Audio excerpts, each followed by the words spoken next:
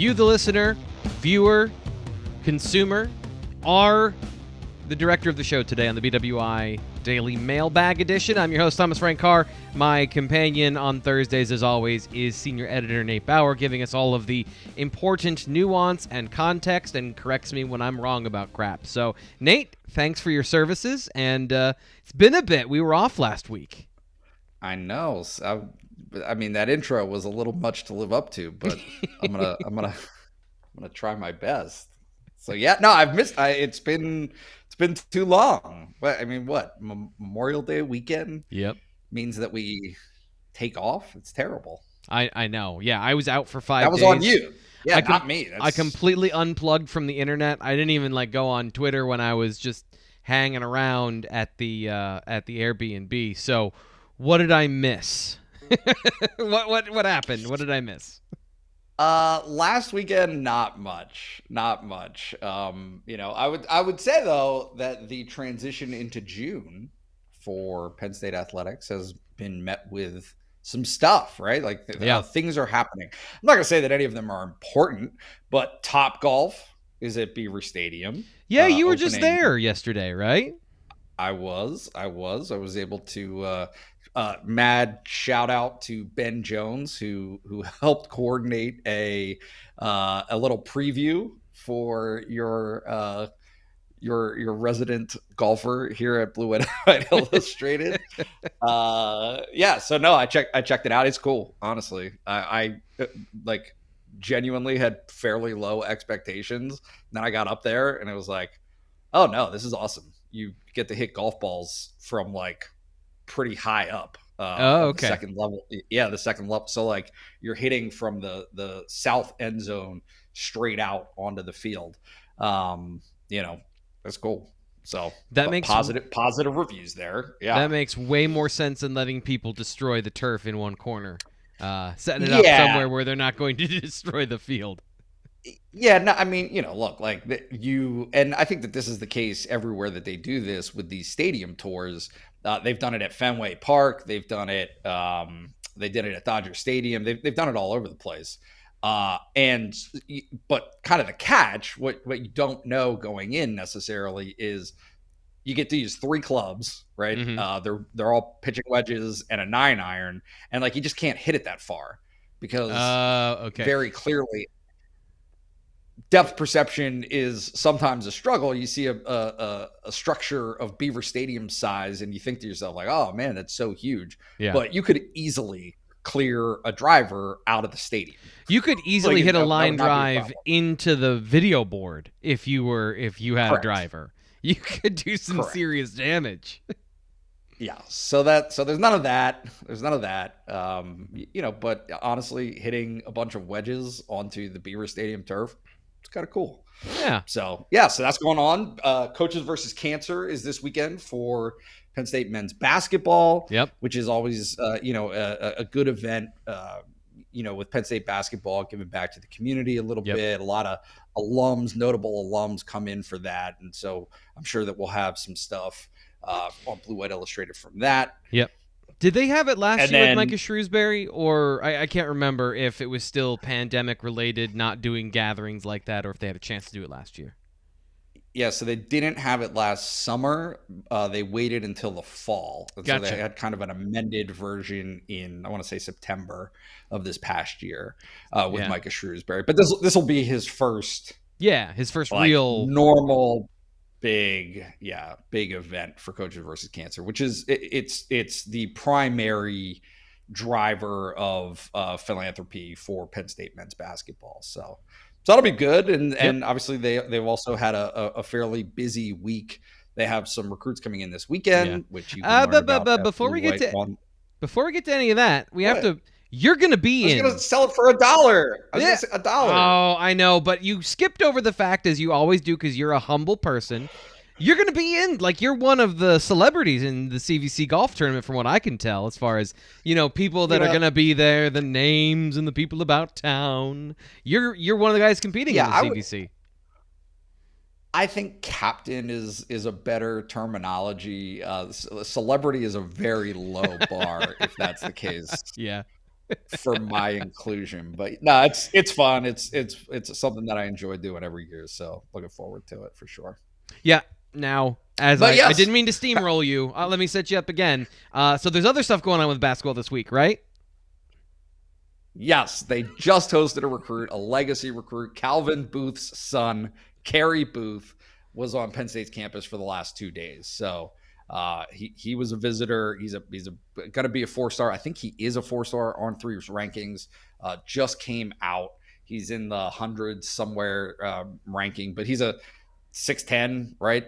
Takes after his dad and shoots it outside and in. So, he's a fairly high priority prospect, I want to say, for Penn State basketball in the class of 2023. So he's important. And then a couple of guys coming in this weekend who, again, you can learn about at Blue White Illustrated for just $1, right? So, sign up, join us, and chat with us in our message board about Penn State basketball recruiting. You're so good at that. How was that? That was good. That was so good. That was a sell. Yeah, you nailed it. I think you're getting the hang of it. Pretty soon, I'm going to let you do it, and I'm just going to sit back. Yeah, it doesn't always have to be you. I'm willing to shoulder the load. Well, I'm always here to help. I'm always here to make sure we get through it if we need to. But yes, I think that. Here's the thing. The credibility of Nate Bauer saying it, senior editor of Blue White Illustrated, captain of a CVC team, telling you to do something. There you go. That's that's the reason they got celebrities selling stuff and not just any other person. So you're doing it the right way. You ready to get into the mailbag? Let's do it. Let's answer some questions. All right. As always, and as Nate pointed out, the best way to get into BlueWhiteIllustrated.com, sign up for $1, get premium access, and then you get on the message board where you can ask a question. Either Wednesday night, Thursday morning. The thread is always open Wednesday night or Thursday morning for the mailbag. That's the best way to get your questions here on the show. Or we do solicit a couple from Twitter when they have merit and when they're good. And, if I'm feeling like it, if I'm trolling around on the internet and I see something good, yeah, well, we'll throw it on the show. And I got a great question that's going to start us off, Nate. PSU87, Lions09, our friend from Twitter, asks, Nate, have you heard anything about Success with Honor and how it's doing financially? Not looking for a financial statement, but also saying Neely Beneputi is awesome, the new president of Penn State University, infectious personality, engaging, and energetic. So PSU87, excited about the future of Penn State as a university, and I assume the leadership that then extends down into the athletic department, but that is now only one part of the puzzle. So do you have any sort of update on NIL at Penn State? Yeah, so the full disclosure is no, I don't know specifically how Penn State's Success with Honor Collective is going. I would say that no matter what it is, it's not enough. That's a great way to put that. Yeah. Right? Like in today's, and so I rewind. I had an interview with James Franklin earlier this week for our magazine, but we will also have things from that I'll pull for our website beginning tomorrow on Friday. And honestly, it was primarily directed, the interview, about NIL, right? And how it has changed the complexion of college football, what it takes to win today in college football, how the university, from the board of trustees, the university president, the athletic director, right? Like all of these things and those forces and choosing a direction are important and honestly have real impact on roster management. It is not a like cloud. It's not something that you have to figure out or kind of guess what the impact might be. Right. It's here. Yep. It's now. The right? thunderstorm has NIL arrived. Is happening. It's not on the radar. It's not the 10-day forecast. It's here. So you need to have a plan. It's here. It's here. You need to have a plan, and you're going to see ramifications positively and negatively Yeah. based on what Penn State's approach to that is in terms of the actual players that are on the field, Yep. which personally, and I think that you could attest to that, is a significant part of Yep. who wins and loses on Saturdays, right? Yep. That's So no, so correct. it was a good interview, but I think the thing that stuck out the most was simply just kind of that hammering home of that point, Yeah. that what the collective is at Penn State, how donors respond to this, how the community responds to this, how the university responds to it, all of those things play this very, very important point and piece, like not fractional, massive. It's a Yeah. big piece of what Penn State football looks like now and what it's going to look like into the future. Do you think there's a vulnerability? And so you hear a lot of top college coaches that are not happy with this. And I don't think it's about the ability for players to get paid. For most of them, I don't think that's anything to them at all. I think they're fine with that. To me, it's the lack of control. Like, now there's another factor outside of their control that they cannot even, they can try, and it's against the rules, and to have some form of control over that. But without outside dollars, a lot of programs are going to be dead in the water. So is that a fear or a concern about the lack of control for guys who are trying to control as many things as possible at all times? Yeah, I don't know if it's a lack of control as much as it is reshaping what you're selling in recruiting. And I think Ryan Snyder can attest to this fairly well. It's just changed 100% how you recruit, because it's unavoidable. There are still things that you're trying to make appealing to recruits, right? You're Yeah. trying to sell tradition, you're trying to sell facilities, you're trying to sell all of the resources that Penn State as a university, as an athletic department, as a football program can offer you, right? Or to the parents, to the guardians, to your son. But it becomes less of that and more of a black and white, hey, what's the number? Yep. Right? Like, Yep. what can you offer financially, and how does it stack up? How does it compare to competing offers? Because there is now, and again, especially into the future, it's going to get to the point where these guys won't even need to see campus. Yeah. Like, they won't need to take a visit. It will be, what's the number? I'm going wherever that is, right? Yeah. And I mean, I think that's especially true in the Yeah. transfer portal, but it's gonna get that way in recruiting as well. I would hesitate to say it's going to be that as a blanket. I think that's for sure going to be to get you into the door. I think that's going to be what gets you even into the conversation, and then from there, at least I hope players are still making a determination of where they're going about what's best for them, because you can have a pocket full of money and an empty head as a coach. And if you're going to those places, Right. the money in the NFL is always going to trump what happens in college. Like, I'm sorry. It's going to get more money in the NFL as time goes on. So the numbers you see now for players are going to balloon there. And the fact that college football is now paying players is not going to compensate for that difference. So getting to the NFL should always be the ultimate goal. And going to a place that pays you now is good.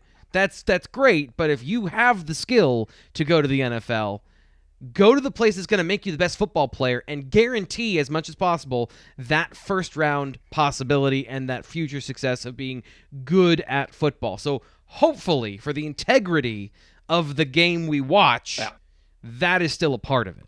I hope and pray that is something that continues to happen. I think what you're going to see, and these are like real world numbers, right? Is the difference between $50,000 as a baseline and $45,000 isn't going to change things. Yep. Right? Like, Yep.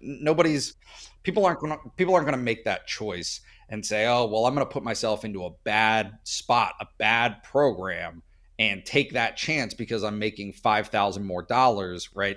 10%. right? A difference from the 45 grand. Yep. If it's $500,000 against $50,000, Yep. nope, that'll be what it is. Yeah. So it's this balance between how programs are going to take this approach, right?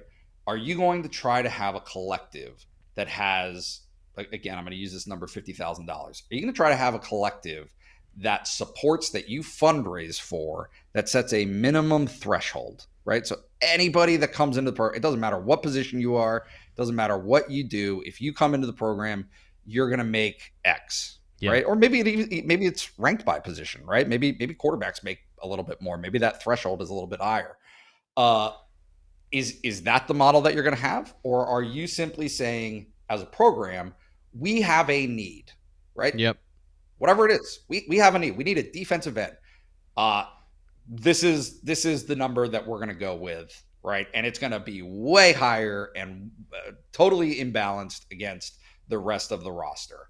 And I think what I've seen, and I think what James Franklin suggested, is that Penn State wants that approach of, hey, here's a standard number. This is what everyone's going to get. And then what you do on the field will open up new opportunities for you that will be accommodated. Right. You know, the program's not going to get in the way of you making more money based on your production and your performance and how you handle yourself. Kind of a meritocracy once you get a like a baseline, and then your value. But that's not what everybody else is doing. Yeah. Right. That's not what everybody else is doing, though. Like, it's going to be very, very different. And you're already seeing it's not, I'm not saying anything that's like looking into the future. This is now.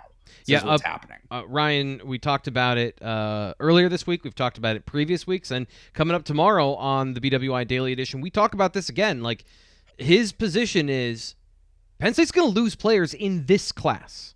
This is not a 2024 conversation. This is the second half of this year. As all of this stuff gets crazier, Penn State is going to lose players over NIL. So it is a thing, and that's why we started with Lions 09. Not that we don't always get to his question, but I thought it was paramount to get to that one first for a couple of reasons, that being, the biggest one. So now Coast Fan from our message board asks, just for fun. And I love just for fun, Nate. I live for just for fun. Over under, how many touchdown passes does Sean Clifford throw in the first game against Purdue? What's your over under? Mm-hmm. So I'll set the number at 2.5. You took my answer. Right. You took my answer. Did you set the number? Well, no. I mean, but you have to choose. You got to go over or under. Well, okay. Yeah. Well, I was going to set the number 2.5. I'm going to set the line. Right. Yeah. So the line in my mind is 2.5. Can you tell who doesn't gamble on this show? Can you tell which guy has never placed a bet ever? I'm going under. Okay. Going under. Okay. I think 2's the number. You want 2? Yeah. Huh.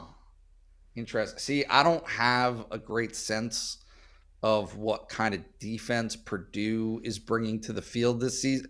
This is always the case, and this is what frustrates me a little bit with the prediction business, because certainly I'm in it, you're in it, we're all in it at this time of year talking about rankings, right? I know what I think about Penn State football. I don't think anything about Purdue football right now. Like, I don't have a number to work with in terms of where it seems like that defense might fall. I mean, I can say traditionally, you would think that there would be an opportunity, right? Like, Purdue scores points, Penn State will want to score points. Yep. So I'll take over. I'm going to go with 3. I think I'll throw 3 touchdown passes in that game. Yeah, and so I think 2 is my conservative answer. I think that's a safe bet, because a lot of things can happen around the goal line. I'm not saying that Penn State isn't going to score points in this game. I'm just saying that if they get to the goal line and there is an opportunity for Kevon Lee or Nick Singleton or anybody to run the ball in, or even if it's Sean Clifford running the ball in, I think they like that more than having to throw the ball in the red zone. So you get 2 touchdowns. Maybe you get 2 more and you're 28 points. Maybe you get to 31. I don't know. But I think 2 is the number, given the uncertainty around the offense in particular. Even with, I think, my optimism about it, just in general, this offense, I'd say 2 touchdowns. But I think 3 Fair. Are you suggesting that Keandre Lambert-Smith won't have a 57-yard touchdown reception in the third quarter? Is there a money line for that? And did I use the right term there? I don't Is that a know. prop bet? I think that's a prop bet. Oh, gosh. It could happen. It could absolutely happen. It could also happen that he gets a 56-yard reception that gets down to the 2. And I've seen that more often than I have seen the other one. Fair. Yeah. I'm with you. So now we got Jason, who is the 1,743rd of his name from our message board. He says, what are the chances Saquon Barkley could rebound this year and be a great back, a productive back, or have injuries derailed his career and he'll never be the same? Do the Giants trade him this year, or do they just let him walk next year? So we're looking at the future of Saquon Barkley. Do you want to start this one, or do you want me to lead off on this particular topic? Well, you start because I think you have a better sense of improvements to the rest of the Giants' offense, right? Like, I mean, they drafted an offensive lineman tackle, right? Yes, I believe so. I paid. So the Bills didn't need a whole lot this year, and they weren't in the top, so I paid very little attention to the draft overall.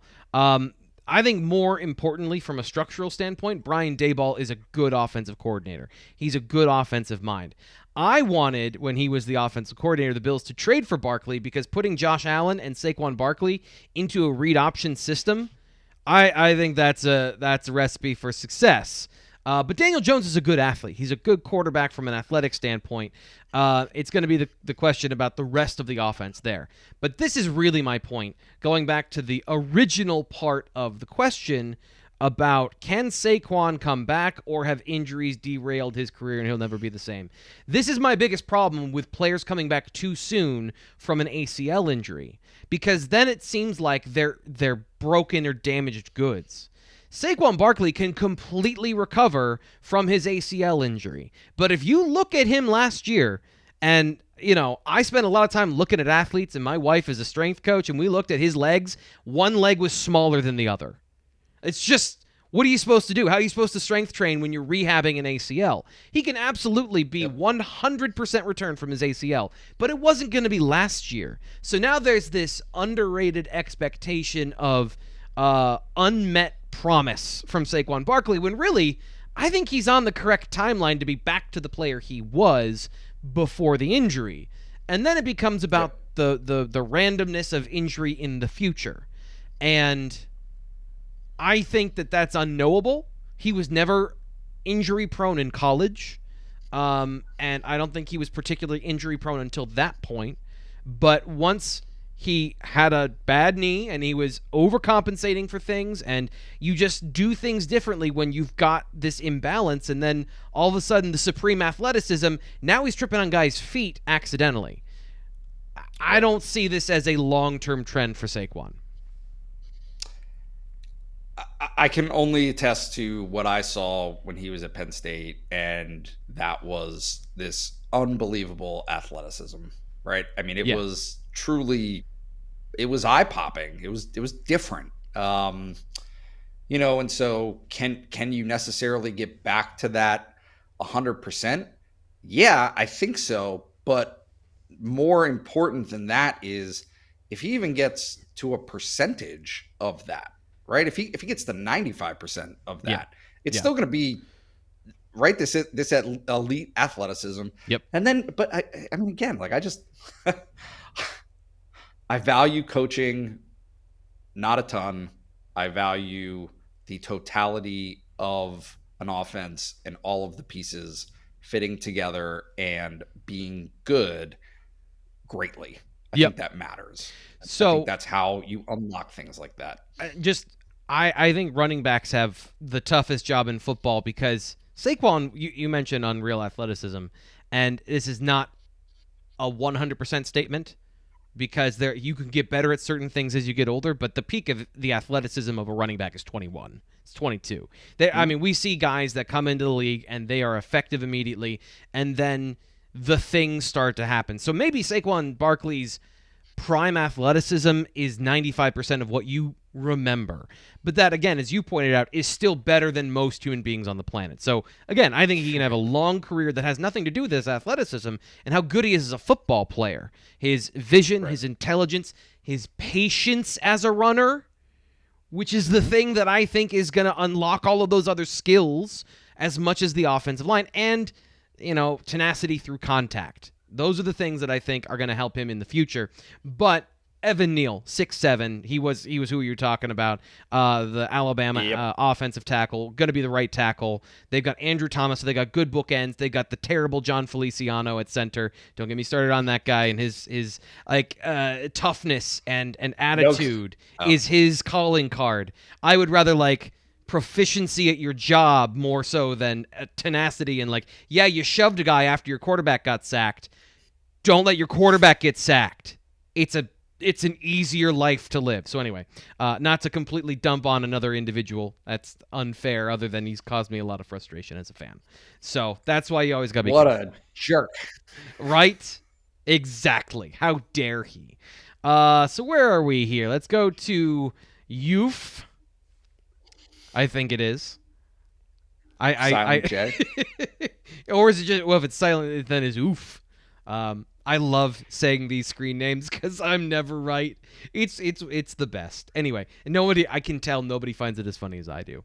Anyway, can you clarify what position the two linebackers, Carter and Wiley, meaning Keon Wiley and Abdul Carter in the class of 2022, will learn this year? Thought Carter would be the third middle linebacker, Wiley would be the third or fourth Sam linebacker. A month or two back, I believe the staff said that the long-term position for Carter was Will. Curious how Penn State sorts through new players and their long-term and have them learn all positions or think short-term in order to have a 3 deep in case of a rash of injuries. So this is a bit of a complex conversation, Nate, because I believe what Youth here is talking about is that early on scouting Abdul Carter, he has the body type similar to a guy like Micah Parsons as far as big-bodied, fast, physical, used to play defensive end, will play linebacker at the next level. In Brent Pry's scheme, that's a will linebacker, and I think he can be a will linebacker. But what we've learned, and now we have to adjust to what Manny Diaz wants to do, some of these things change. And I'll tell you, at this point, I don't really know, are they going to take linebackers at that Sam position, or are those only safeties now? Is there going to be a blending of the two at that position, or do they only recruit 2 positions? So with all of those questions, what I've done essentially is shifted towards what I think is realistic, that they recruit 2 linebacker positions and they recruit 3 safety positions. Big safeties that can play in coverage. So that's what the Sam is now. So going back to your point about Manny Diaz, how long is he here? Does that change their long-term plans? There's a lot of variables, but that's where I think the journey in that conversation comes from is what was it under Brent Pry with those 2 guys, and what is it now with Manny Diaz and what he wants to see out of those 2 guys? Yeah. Yeah. Well, this is offhand. Maybe this aligns, maybe it doesn't. But I wrote a story about Dom DeLuca last week. We talked about him during the blue-white game. Yep. Right.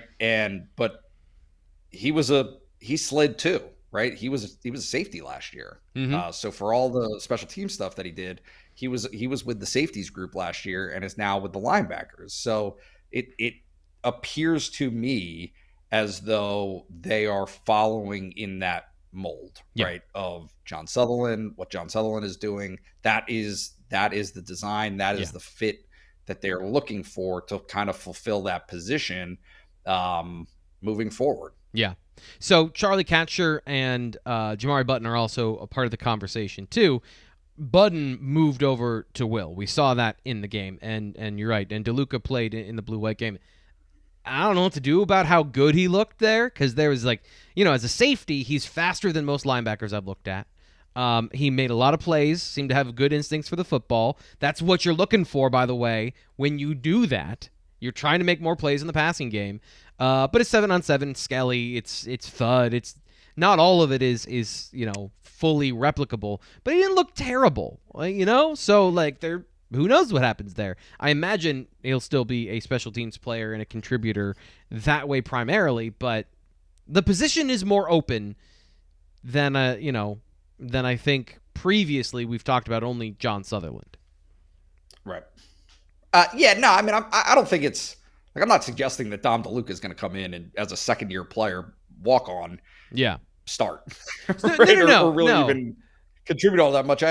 I'm just saying in terms of the question and how Penn State aims to fill out those linebacker positions, the typical move that we were seeing of guys starting at Sam, cross-training and developing, working their way through to become wills, I don't know if that's necessarily going to be the case moving forward. Right. So in the class of 2023, to spin this forward a little bit and give you kind of more context here, is I saw Tony Rojas as a Sam linebacker. He's a 4-star linebacker Penn State is pursuing.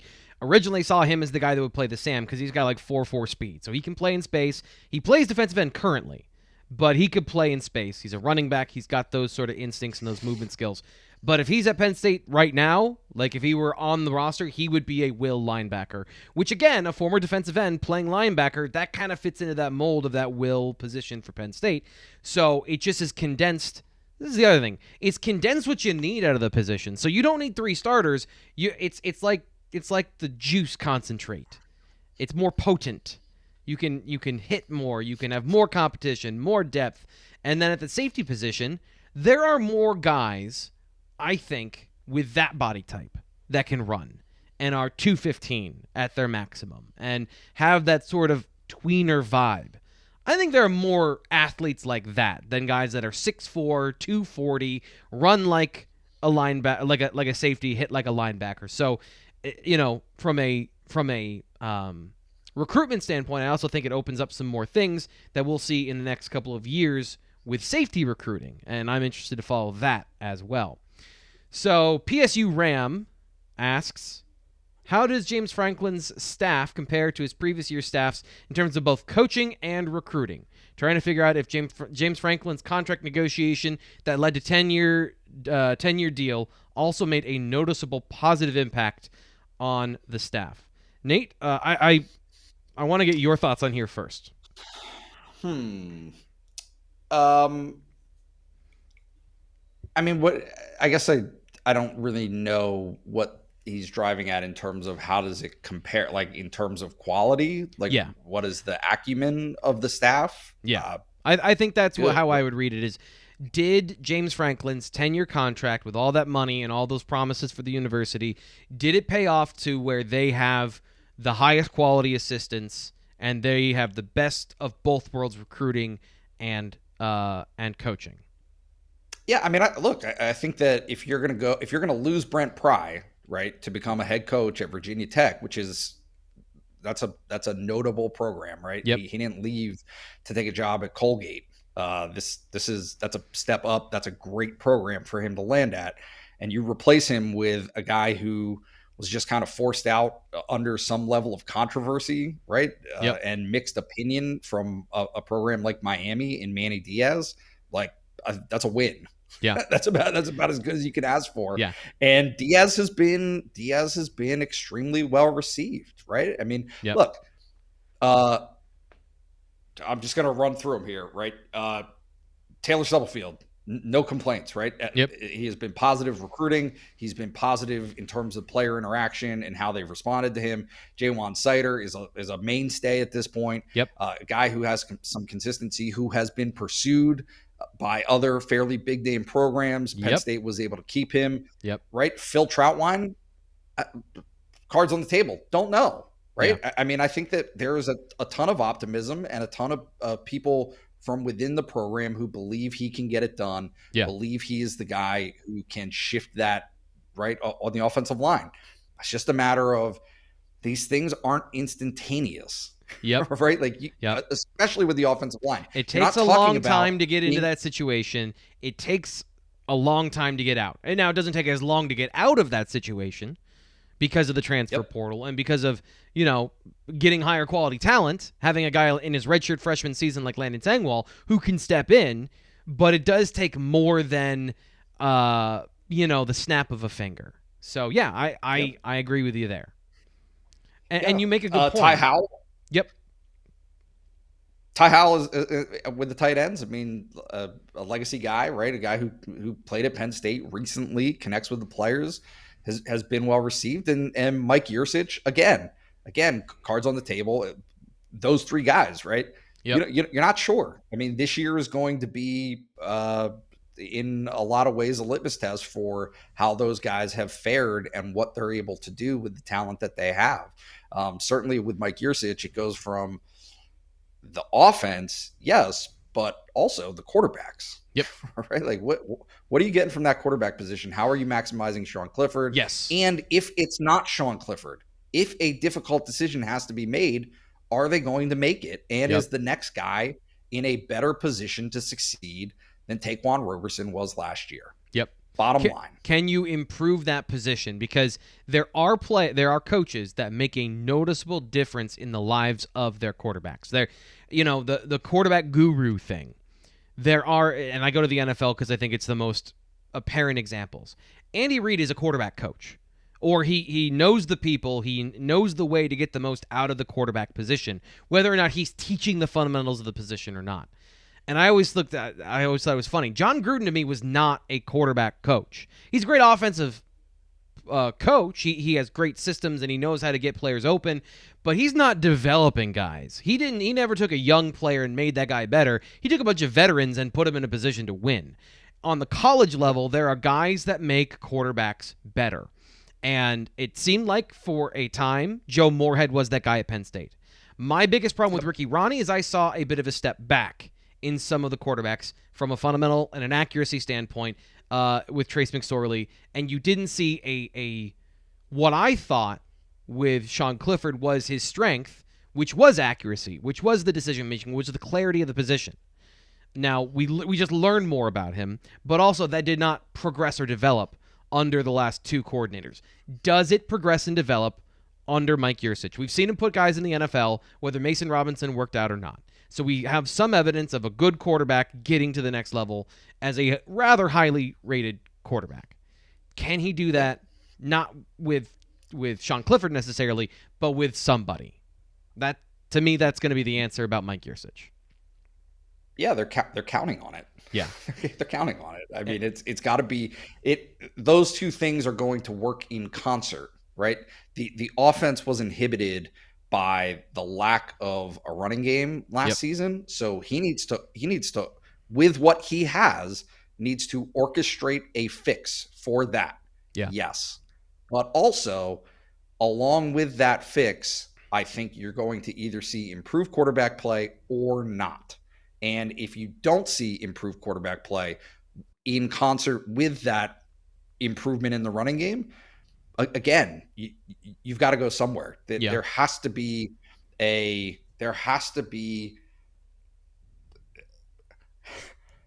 you have to make a decision. You have to set a direction. Yep. And it's going to be on them to come up with that. Yep. Make a tough decision and maybe bet on upside for and for once. And I don't mean that as a negative thing of they should have at certain points, although I did make that argument this week in the Will Levis comparison with Sean Clifford of if you've got two guys that are producing on the field relatively the same, knowing that we don't see practice, but we see what's on the field, the production that matters most. They were relatively the same player, but you went with what you knew instead of the potential upside of Will Levis. And that decision, when you made that decision, do you make that decision again? Or do you eventually bet on a guy that maybe has more upside? The other thing that you hit on, and I want to end on this and get to another question, is the $10 million deal, first off, or the 10-year deal.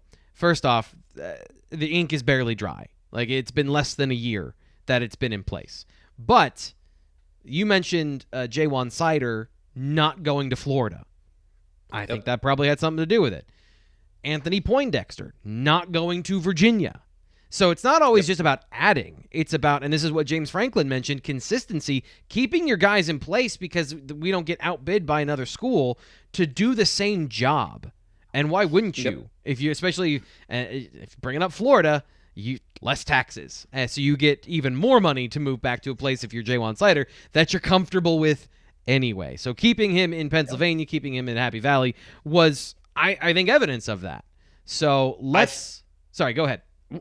Just one more thing to add to that isn't going to necessarily get talked about, but I actually asked James Franklin this past week whether or not he thought it was a win that they didn't lose people in the transfer portal after spring practice, because that's kind of the second wave that you're seeing of transfers out. And he thought, he said to the effect, I'm paraphrasing, that it was a vote of confidence for that consistency that they had on the coaching staff. If they had lost a bunch of coaches, if a bunch of coaches had left in that December, January timeframe outside of Brent Pry, maybe that would have been a little more ripe for Penn State to have players picked off in the transfer portal. But instead, I mean, honestly, they kept just about everybody, right? Like, I mean, most of the players that they had in spring practice stayed. Yep. So. Yep. I think that's a very good point to put context to this as well. So over the last 2 weeks, I wrote about 3,000 words about Will Levis, chronicling his time at Penn State, his transfer, and then how he played at Kentucky, to give Penn State fans an idea of the full scope of the decision James Franklin had to make, and then the results of that decision. So that's what Sykim here is referencing. Good article on Levis, but I personally am more interested in how PSU decides the next starting quarterback in 23, or if Clifford goes down this year, referencing the conversation we just had. Because we're good like that. By the way, if you want to read those articles on Will Levis, BlueWhiteIllustrated.com, 1 year, 12 months of access, and you get all those words and video. I go through and I watched almost every single one of his throws over his career. I pick out ones to give you examples of what I'm talking about. So, you discussed looking at potential, which with young QBs is always the case. What would you look at in deciding which of the three young QBs should start in 23 in particular, knowing that this decision could lead to a QB transferring? No NIL money I know of equals starting NFL QB money, so no one wants to be sitting on the bench. It's hard to blame them. I think that's a very eyes wide open sort of view of the situation from Sykim. So when it comes to these three players, and Nate, this is always where we start, which one can operate the offense and which one can win for us immediately. That's where you have to start. So it's not about the physical tools. It's about who grasps what the hell's going on the best. That's the first place you got to start with these players. Yeah. So there's two separate conversations, right? Because they mentioned in the question, in case of injury to Sean Clifford this year. Yep. In case of injury to Sean Clifford this year, it's Christian Veilleux. Yeah, without a doubt. Fairly confident in saying that. Yeah. How do you approach 2023 offseason, right? Yeah. Like after this year, that might be a different story, and probably should be a different story. Yeah. Because I mean, look, I just reputation aside, I think that these guys either do it or they don't. Yeah. It's not yes, coaches have decisions to make, but if somebody isn't prepared, there's just kind of a reality that that's on them at that point. I mean, it's on two people, right? Yep. It's on the person themselves, right? The player. Yep. And then it's on the coach for not putting them in a position to be prepared. Yep. But I don't think more often than not that it's that vexing of a decision to make, because you're not saying to yourself like, oh well, he he's not that accurate right now. He doesn't really know the playbook all that well. Right? Like doesn't mesh with his receivers. Yep. But he's got a really strong arm, and we think that his vision is great. And in the future, 3 years from now, if we play him right now, he could be the best quarterback of the three. This is not the NFL. This is not the NFL. And that's exactly right, because there's two things and that's why I start with, you got to know what is going on the football field, because these guys are learning football. The hardest position where you need to know the most, where if you could study football for your whole life, there's always something new to learn. There's always something new the defense is trying to do to get you. And these guys are at the beginning stages of that, even if they're advanced for their age. So that's the biggest thing you got to understand when it comes to these guys. The second thing is we're learning about them as this happens. We have an understanding of their physical skills and some of their mental capabilities out of high school and early on. But we don't know what we don't know. The staff doesn't know. The player themselves might not know what they're capable of until they go out and do it. And that was a conversation had with Christian Veilleux of like the first time he got into the game, he was a little bit nervous, but then he settled in. He was just playing football. And that part, and that was going back to my conversation, my article about Will Levis, is ultimately the deciding factor for me when I watched the two, and if James Franklin made any mistake when it came to Clifford and Levis, it was that Levis plays with confidence. He trusts his arm. He trusts himself. Sometimes too much, where he puts the ball in danger, he throws interceptions. But he throws the football to any part of the field he wants to, and he pulls the trigger. I don't see that consistently enough from Sean Clifford. We talked about that Wednesday with Seth Galina of PFF. That was his biggest criticism. I think that's exactly right, especially over the middle of the field. So if Sean Clifford can fix that part, he can be a viable winning quarterback. He can be all the things we talked about. But does that change over time? So Drew Aller can have all of the physical talent. He can be the rocket arm Josh Allen prototype. He can be all of those things. But if he doesn't trust himself and he's in his head when he's throwing the football, there is no time to second guess yourself. So that confidence and that clarity is what it is. When your adrenaline is running, that is, to me, what makes a great quarterback. That's what separates Trace McSorley from other guys. So who has that? We don't know yet. I like what I see from Christian Veilleux. And I believe you said the proper way to say it is Veilleux. Veilleux. Excuse me. So that's my early return, but I haven't seen the other two play. I feel the same way about Beau Pribula. Yeah. I don't know enough about Drew Aller yet. I think Drew Aller is going to get there. I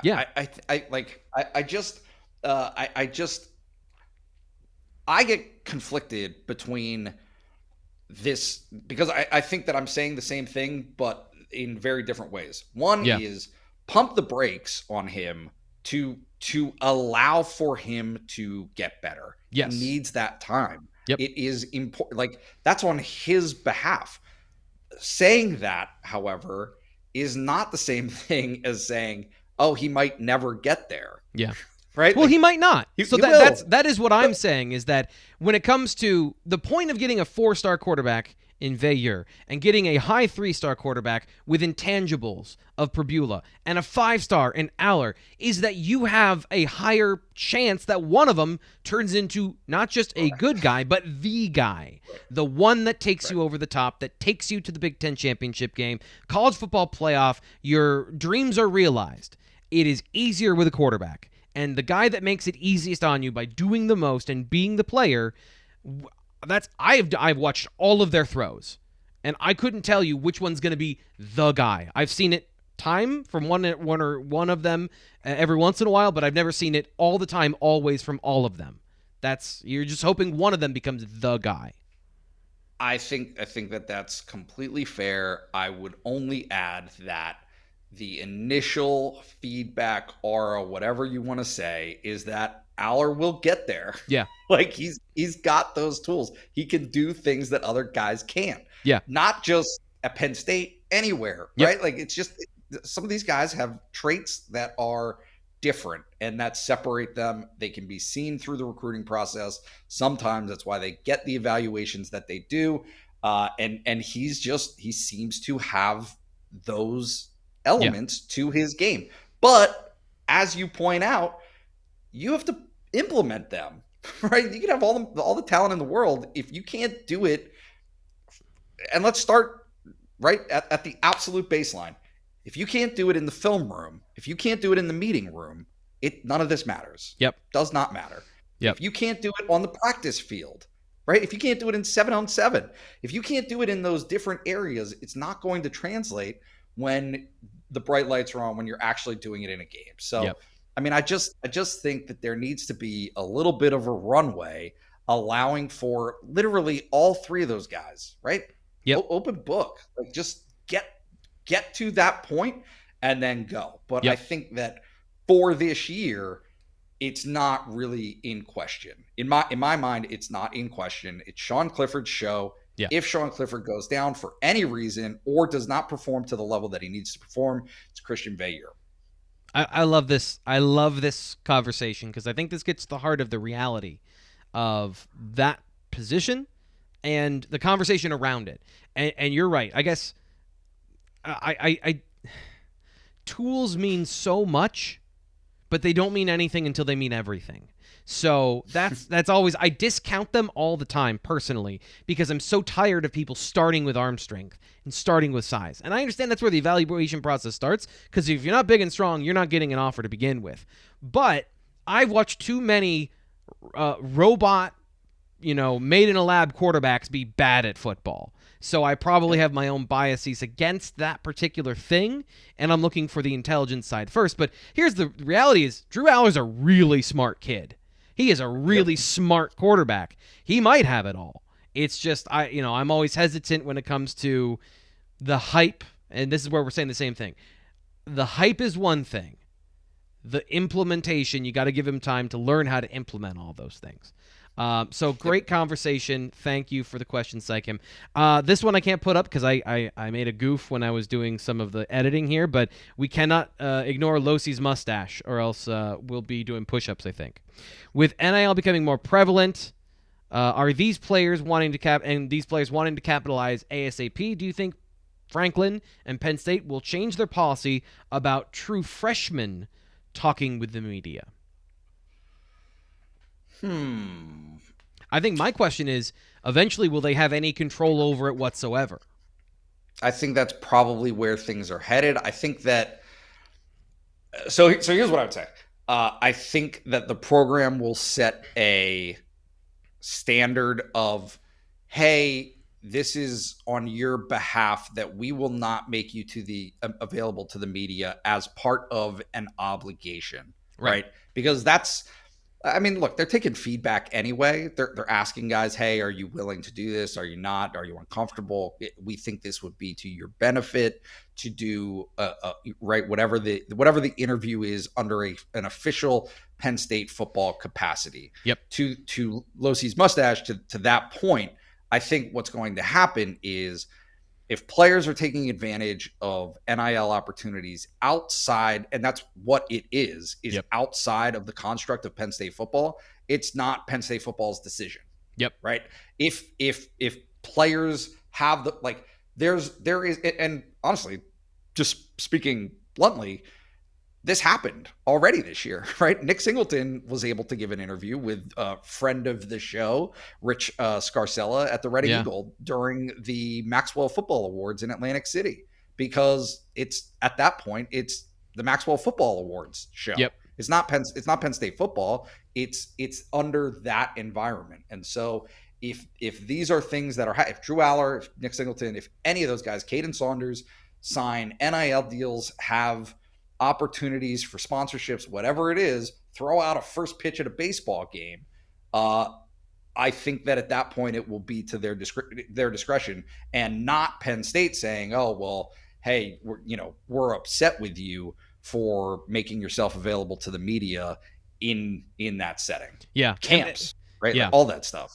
And just to extrapolate upon this, if you are the spokesperson or sponsor of a product, it is your obligation to go speak about it. So you have to. Correct. Therefore, you have to. That's a part of the contract. Go speak on podcasts and commercials. And, well, commercials are more controlled, but you know what I mean? Of like, you have to be out there. There has to be a mic and a camera in your face.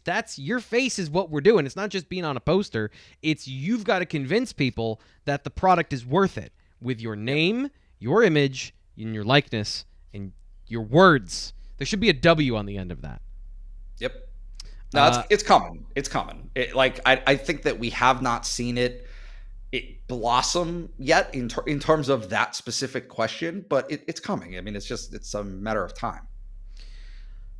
Also coming, and also a matter of time, is the end of the show, and I'm always bummed out about that because I love the Thursday conversation. It's more open. It's more what I'm used to of radio, and I enjoy this show. So we got a couple more questions before we get out of here. Poncho570 asks, you used to get the JUCO programs when you needed to fill immediate depth and kids with more college-ready body types ready to play.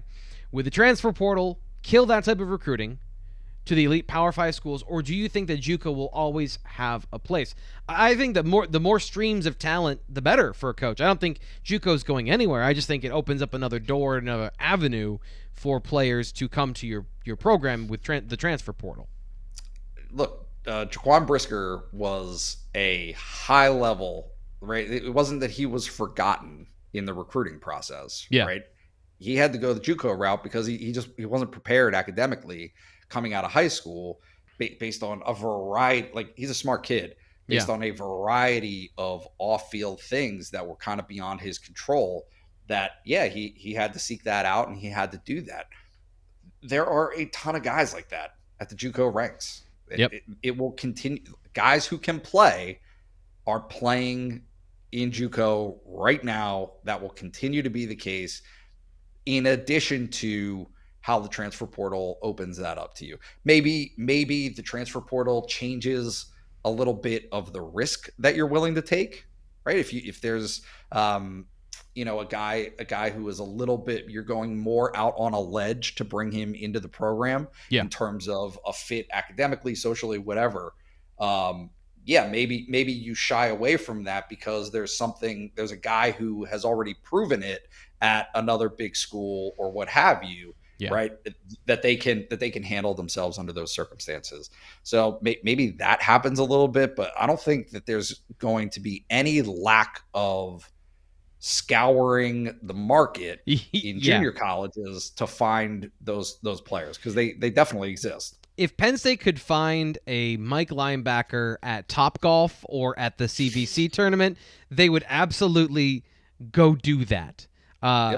We joked about it, but to be dead serious, if John Harrow wanted to play football, he would have played football.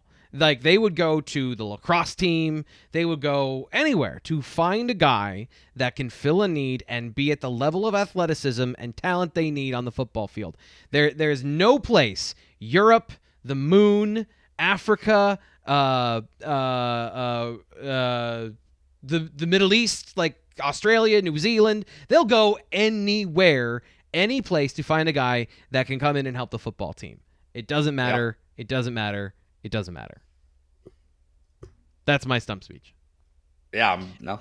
And as an American, I stumbled on places to go find football players because my geography is trash.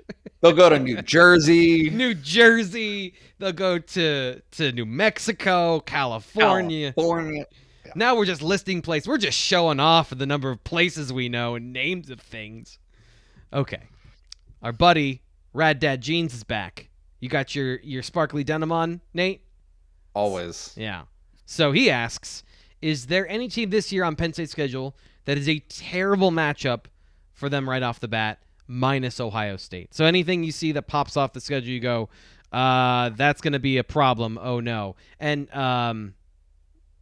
I don't know if he means right off the bat, meaning out of the gate, like early in the season, or overall. So let's answer both. Let's do early in the season, and then we'll go overall. Well, no, look, doesn't it depend on what Penn State is? And we don't know what that is yet. Yeah. So, because I think to the point of the question, and maybe this is what he's referencing, is Illinois only became a problem for Penn State because Penn State had a absolutely neutered offense at that point in the season. Yep. Right. Like Illinois became a bad matchup because Sean Clifford was injured, and all of a sudden it's a 6-possession game per side. Right. Yep. Like that, if any other type of game, and Penn State doesn't have a problem with a team like that. Yeah. Same deal at Michigan State, right? Michigan State was a team that could not defend the pass, and the weather conditions for that game dictated that no one could pass the ball. Yep. So that, like, that was a bad matchup, but it was a bad matchup only based on circumstances. Yep. And so, I mean, initially, like looking at the schedule, I don't know.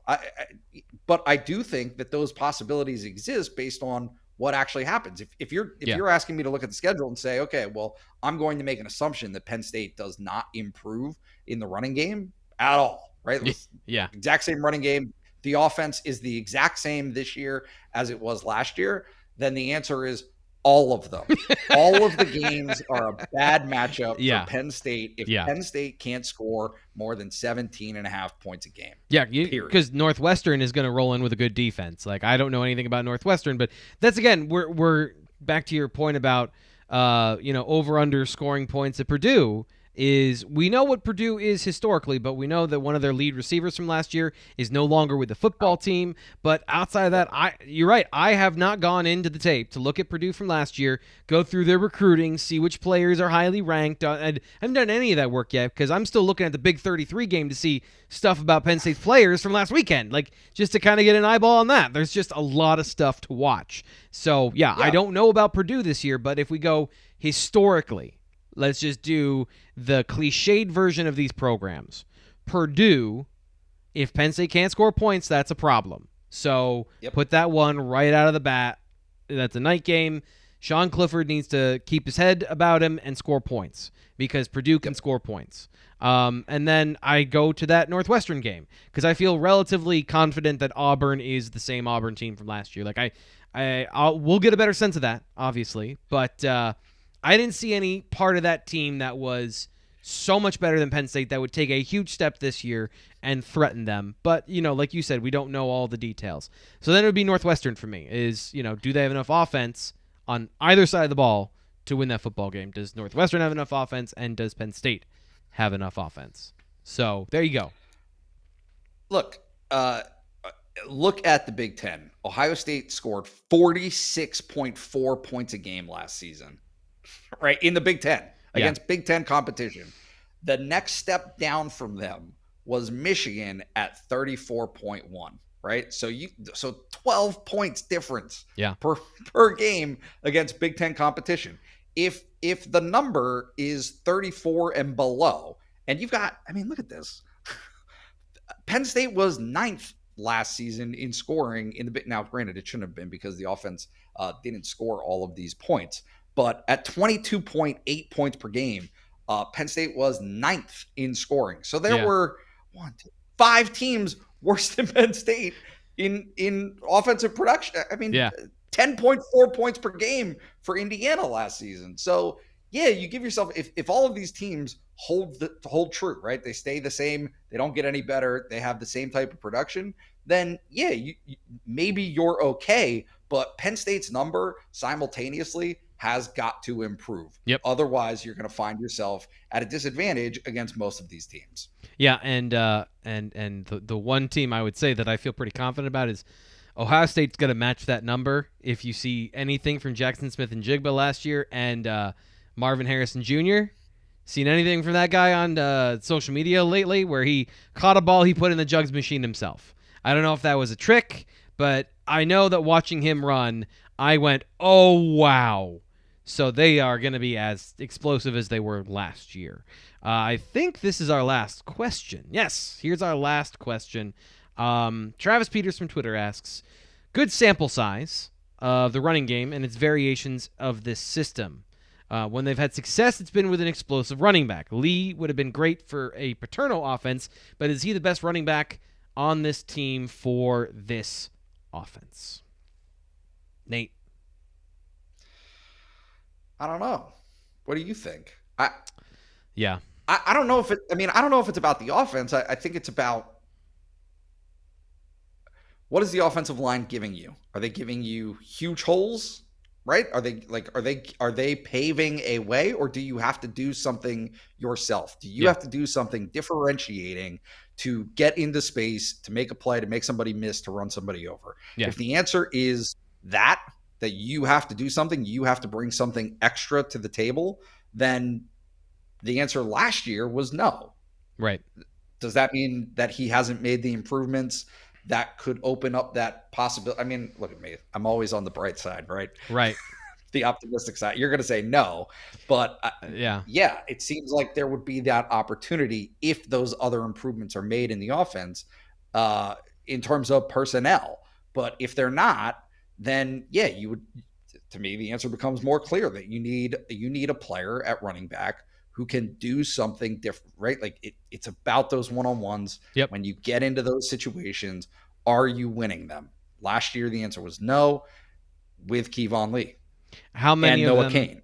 How many of them can you win too? Because we just had a long conversation about tools at the quarterback position, arm strength, ability, and there are certain throws Sean Clifford cannot make as routinely as guys with a stronger arm. He does not have a bad arm, but he does not have elite arm strength. Speed is arm strength. There are certain plays Kevon Lee I have seen, and I am now determining he cannot make.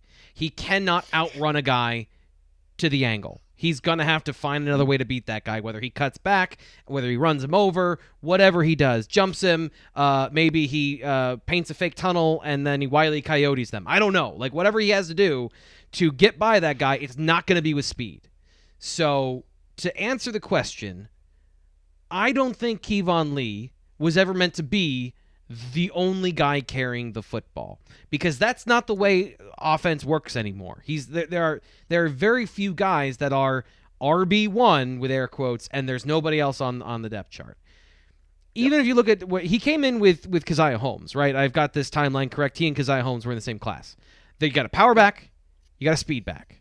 It makes sense. You've got guys that can do different things. You diversified your portfolio. So can he be an effective part of the offense? Yes. But I don't think he was ever intended to do what has happened the last 2 years, which is he's the only guy carrying the football. And if you look at where Penn State was successful at the end of 2020, Keziah Holmes was getting carries. He was ripping off some runs. Will Levis keeps coming up in this show. He was their explosive play running back. So you had a diversity of skills in the backfield to help him out. But to answer your question, no, he is not a guy that can solely carry the offense on his own, because he does have some physical limiting factors that a lot of running backs have. You're gonna have very few guys that have the size, strength, speed, and abilities to be the lead guy that can win you all those explosive plays. So we'll see if Nick Singleton, which everyone wants him to be the guy to do all of it and be the RB1 and simplify things for us, we'll see if that happens. Katron Allen. Exactly.